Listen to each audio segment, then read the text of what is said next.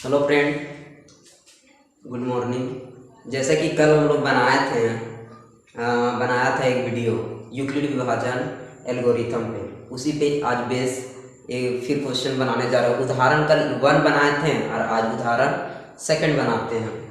जैसे कि देखिए इसमें उदाहरण 2 है, ठीक है। आने से पहले हम लोगों को कुछ जानना जरूरी है। पहले तो हम लोग क्वेश्चन को पढ़ते हैं, उसके बाद इसको बनाते हैं। तो ये क्वेश्चन मेरा क्या है, अभी कल हम लोग उदाहरण 1 बनाए थे और आज उदाहरण 2 को बनाते हैं, ठीक है। तो चलिए क्वेश्चन पढ़ते हैं।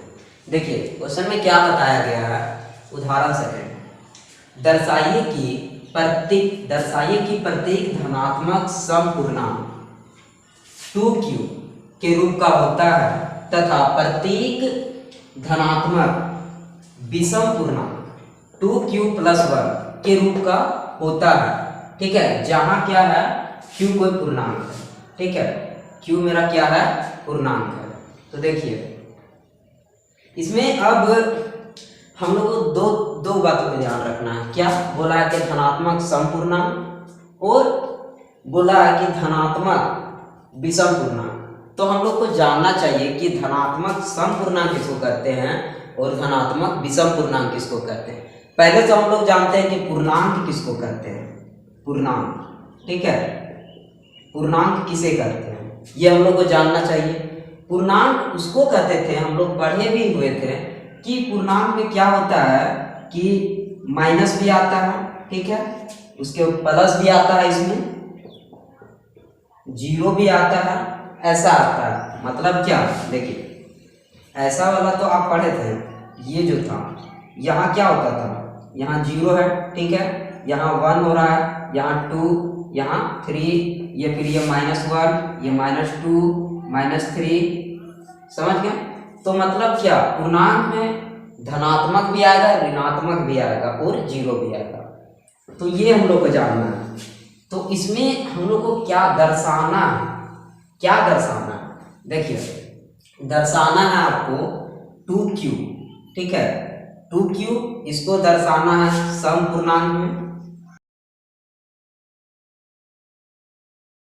दर्शाना है। और क्या दर्शाना है आपको, विषम पूर्णांक में दर्शाना है इसको 2q + 1 को। तो इसको एक दर्शाना है 2q + 1। ये मेरा विषम पूर्णांक है, सम हुआ और ये विषम। कैसे दर्शाइएगा, चलिए इसको बनाते हैं। माना कि धनात्मक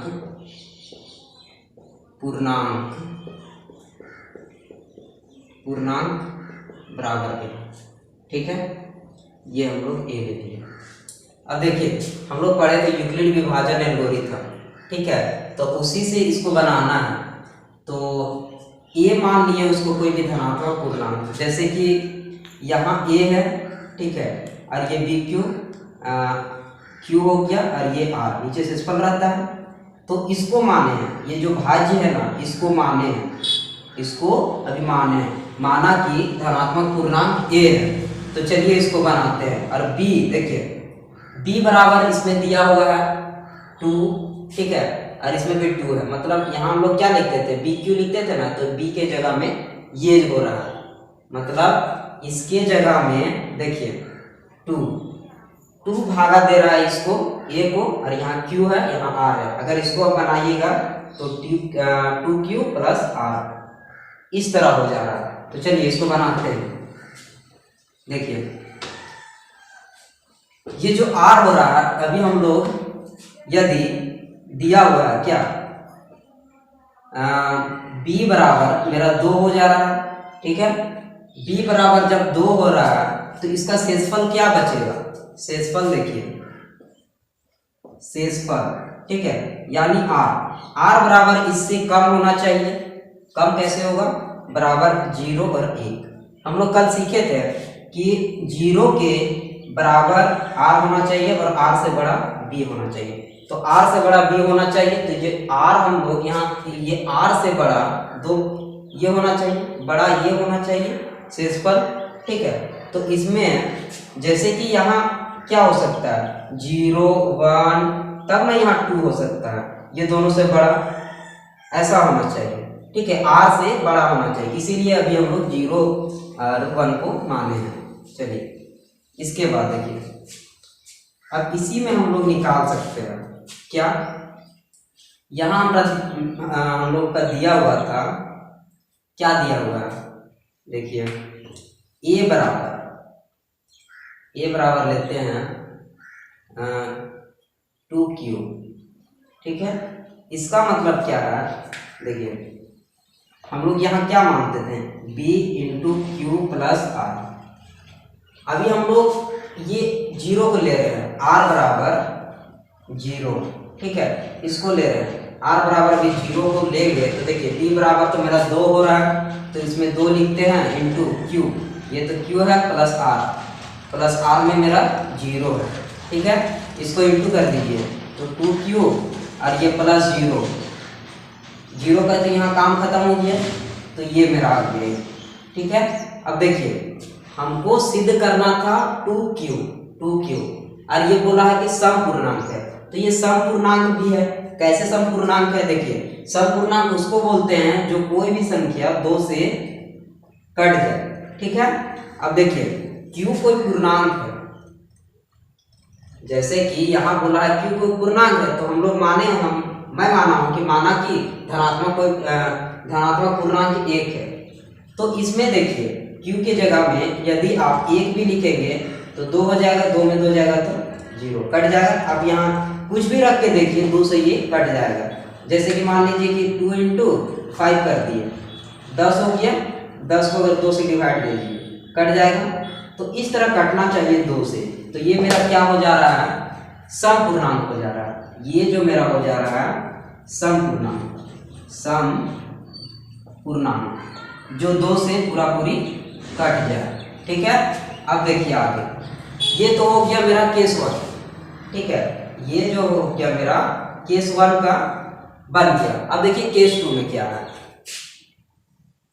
केस 2 में अभी तो हम लोग 0 से बनाए, अब r बराबर हम लोग लेते हैं 1 और इसको बनाते हैं यूक्लिड विभाजन एल्गोरिथम से।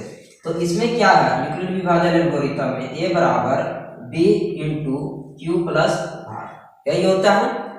a की जगह तो अभी कुछ नहीं है हम लोग, क्योंकि a ही माने, ये भाज्य होता है, ये बराबर ये हो जाएगा।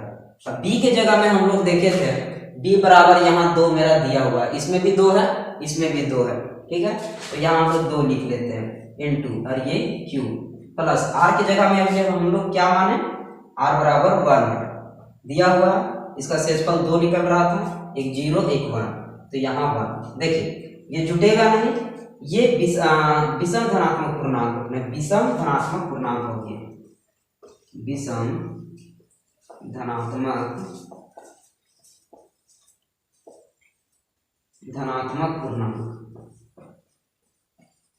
ये हो गया। कैसे देखिए, विषम धनात्मक पूर्णांक, यहाँ अगर कुछ भी रखिएगा तो ये विषम ही हो जाएगा। विषम कैसे होगा, यहाँ देख सकते हैं, जैसे q की जगह में अगर हम 2 रख दिए प्लस 1, तो 2 दूनी 4 प्लस 1, तो क्या हो जाएगा मेरा 5 हो जाएगा। तो ये जो है 2 से नहीं कटेगा, तो ये मेरा विषम हो जा रहा है, ठीक है। तो इस तरह बनता है, तो ये मेरा विषम हो जा रहा है। देखिए ये मेरा क्या हुआ, ये सम पूर्णांक हुआ, ये विषम पूर्णांक हुआ।